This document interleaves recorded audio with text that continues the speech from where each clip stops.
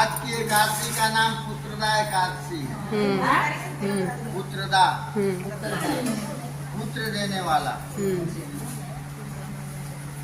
मधुसूदन श्री कृष्ण से युधिष्ठिर ने कहा, श्रावण शुक्ला एकादशी का क्या नाम है, उसका इस व्रत करने की विधि और उसका महात्म्य बताइए। श्री कृष्ण भगवान बोले, हे राजन, श्रावण शुक्ला एकादशी का नाम पुत्रदा एकादशी है। इस संबंध में एक कथा मैं आपको सुनाता हूँ। द्वापर युग के आरंभ में महिष्मती नगरी के राजा महिजीत पुत्रहीन होने के कारण दुखी रहते थे। उस राजा के कोई पुत्र नहीं था, इस कारण से बहुत दुखी थे। राजा को राज्य सुख नहीं भाता था, उसको कुछ अच्छा नहीं लगता था। जिसके संतान न हो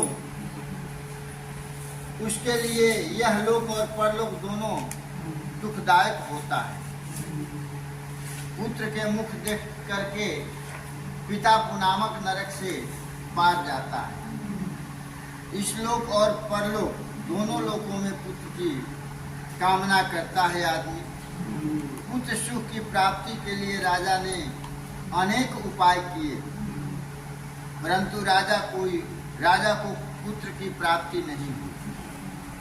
आयु ढलती देखकर राजा ने नागरिकों की सभा बुलाई। जब आयु उनका बीतने लगा तो अपने नगर के सभी को बुलाए।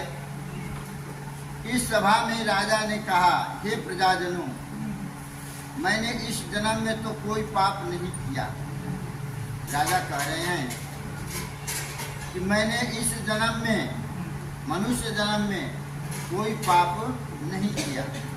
अन्याय से उपार्जित धन भी मेरे पास नहीं है, मतलब किसी के सताया हुआ झूठ बोल करके धन कमाना, ये सब भी नहीं है मेरे पास। मैंने कभी देवताओं तथा ब्राह्मणों का धन भी नहीं छीना है। किसी दूसरे की धरोहर भी मैंने नहीं लिया। प्रजा को पुत्र समान पालता रहा, कभी किसी से घृणा नहीं किया। सज्जनों की सदा पूजा करता रहा।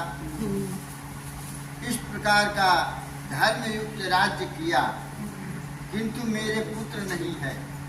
इतना करते हुए भी राजा को कोई पुत्र नहीं था। कितने यज्ञ कराए, कितने दान दिए, इसका क्या कारण है? अपने दुख को अपने नागरिकों के सामने कह रहे हैं। राजा महिजीत के इस कष्ट को समझकर मंत्रीगण तथा प्रजा के प्रतिनिधि वन में गए। ऋषि मुनियों के दर्शन कर राजा की कामना की पूर्ति के लिए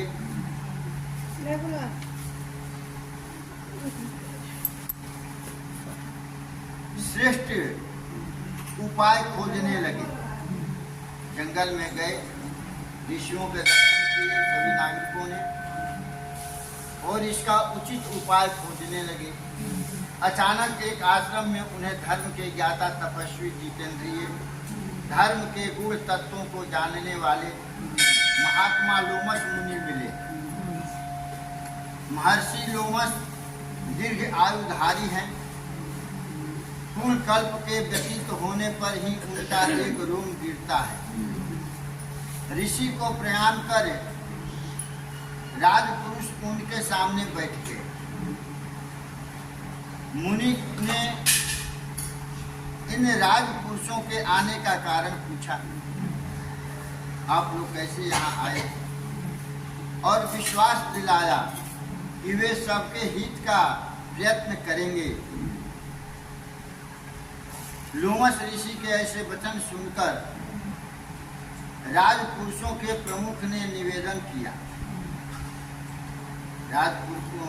सभी नागरिकों में एक श्रेष्ठ जो था वह कहने लगा, निवेदन किया, हे महर्षि, महिष्मतीपुरी के धर्मात्मा नरेश महिजीत पुत्र के समान प्रजा पालन करते हैं। फिर भी वह पुत्रहीन है, उनका कोई पुत्र नहीं है। इसका क्या कारण है? उनके दुख से हम सब दुखी हैं। राजा दुखी रहते हैं तो प्रजा भी दुखी होता है, और प्रजा को कष्ट में देखकर राजा भी दुखी होता है। हमें विश्वास है कि हमारा यह संकट आपकी कृपा से अवश्य दूर हो जाएगा। अब आप कृपा कर राजा के घर पुत्र होने का उपाय बताइए। ऋषि ने थोड़ी देर के लिए अपने नेत्र बंद किया, आंख बंद किया और राजा के पूर्व जन्म का वृतांत जाना। पहले राजा क्या करते थे, कौन थे? राजा महिजीत पूर्व जन्म में एक निर्धन वैश्य थे। वैश्य मतलब बनिया। उन्होंने अनेक झूठ सच बोला सामान बेचने खरीदने के लिए। इन्हें गांव-गांव भटकना पड़ा। एक समय ज्येष्ठ महीना के शुक्ल पक्ष की एकादशी को उन्हें कुछ भी खाने पीने को नहीं मिला। राजा को, जो उस बनिया को, जल भी नहीं मिला। द्वादशी के दिन मध्याह्न काल तक भी वह भूखे प्यासे एक जलाशय पर जाकर जल पीने को झुके। एकादशी के दिन कुछ भी खाने पीने का भी नहीं मिला, पानी भी नहीं मिला। रात तो किसी तरह बीत गया, दिन दोपहर हो गया। प्यास के मारे तड़पने लगे तो एक जलाशय पर गए, कुआं पर गए। उसी स्थान पर एक प्यासी गौ जल पी रही थी। जहाँ गए जल पीने के लिए, वहाँ पहले से ही एक गाय जल पी रही थी।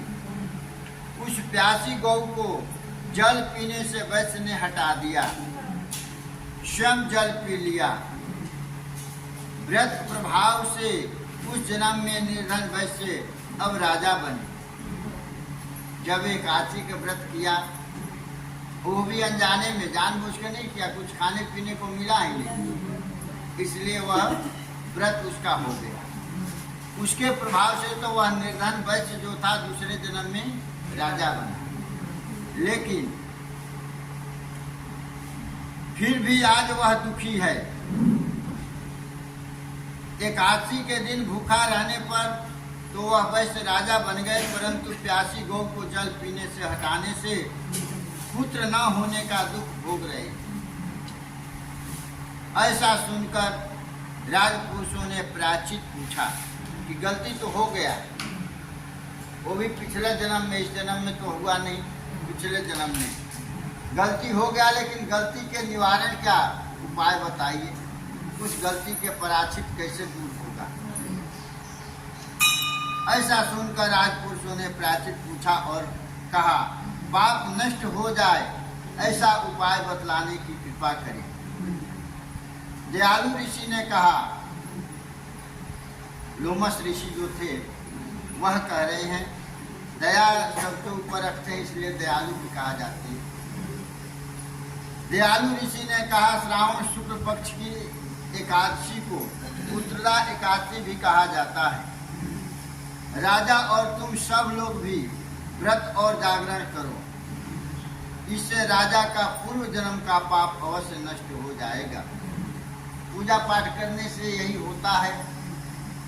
पिछले जन्म का जो प्रायश्चित है, किसी प्रकार किसी भी जन्म में अगर कोई गलती हुआ है तो वह घटित होता है और इस जन्म का सुख प्राप्त होने लगता है। जब पिछला घटित होगा तभी इस जन्म में सुख मिलेगा।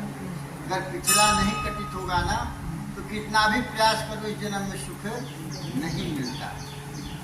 तो इसलिए पूजा पाठ करने से पिछला जन्म के प्रायश्चित दूर होता है।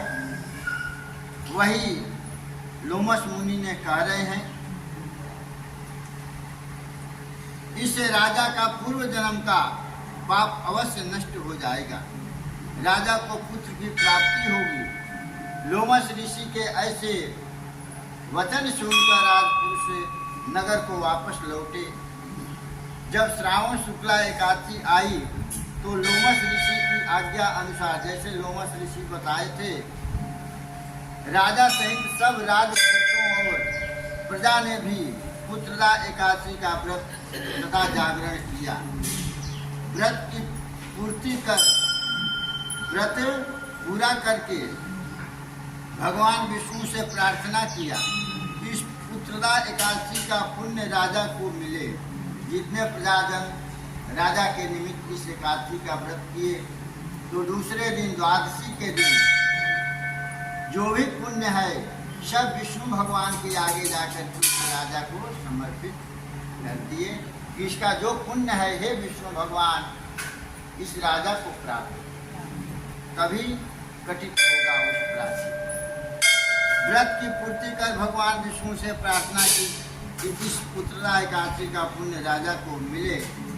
पुण्य के प्रभाव से रानी ने गर्भ धारण किया और समय होने पर उसके एक पुत्र उत्पन्न हुआ। श्री कृष्ण भगवान बोले हे राजन, श्रावण शुक्ला एकादशी पुत्रदा एकादशी है। संतान के सुख की इच्छा रखने वाले इस व्रत को भगवान विष्णु के प्रति पूर्ण श्रद्धा रखकर विधि विधान से करें। कोई भी काम करता है आदमी तो उसमें पहला नंबर श्रद्धा है, विश्वास है। सत्यनारायण भगवान की कथा में भी आया है कि पहला कहा गया है, नारद जी पूछे विष्णु भगवान से ये व्रत कब किया जाता है, किस दिन करना चाहिए। तो सत्यनारायण भगवान की कथा में आया, विष्णु भगवान कहे हैं कि किसी भी दिन और किसी समय। अधिकांश आदमी यही कहता है कि पूर्णमासी को करना चाहिए, लेकिन पूर्णमासी का कहीं नाम नहीं आया है। वह किसी समय किसी दिन अपना व्रत करे जब मन में श्रद्धा और विश्वास उत्पन्न हो जाए। तो ये नहीं है कि श्रद्धा नहीं है और पंडित जी को बुला करके अपना बैठ गए। तो पहला नंबर श्रद्धा चाहिए किसी भी कार्य करने के लिए। विधान से करे भगवान विष्णु इनकी इच्छा पूर्ण कर सकते हैं। इस व्रत के महात्म को सुनने से मनुष्य पापों से मुक्त हो जाता है। इस लोक में सुख होकर स्वर्ग लोक को प्राप्त होता है। प्रार्थना प्रभु की कृपा दिलाती है। पूजा पाठ प्रार्थना जो है प्रभु की याद दिलाती है, कृपा दिलाती है। प्रभु कृपालु हो जाए तो कुछ भी संभव हो सकता है। असंभव को भी संभव केवल प्रभु में ही क्षमता है तो कर सकते हैं, बाकी में नहीं है। कहा गया है कितने आदमी कहते हैं कि हे भगवान भोलेनाथ, अगर हमारे पुत्र हो जाए तो मैं आपके एक करूँगा, हमारा पुत्र के नौकरी लग जाए, बेटा हो जाए तो ये करूँगा वो करूँगा, ऐसे कहते हैं ना। भगवान से अगर मांग रहे हो तो सिर्फ कृपा मांगो। हो सकता है आप एक चीज मांगे हो, कई चीज देने वाले हो, तो आप तो कहीं पटक गए। मांगे तो एक चीज है, वो तो एक चीज दे दिए। मान लो पुत्र कोई मांग रहा है, पुत्र दे दिए, लेकिन धन तो नहीं दिए। अगर कृपा मांगेगा तो उसको पुत्र भी देंगे, धन भी देंगे, हर एक चीज के पूर्ति करेंगे। इसलिए बोलना चाहिए कि हे प्रभु अपना कृपा बनाए रहे, कृपा में सारे चीज आ जाएगा। बोलो वृंदावन बिहारी लाल की जय।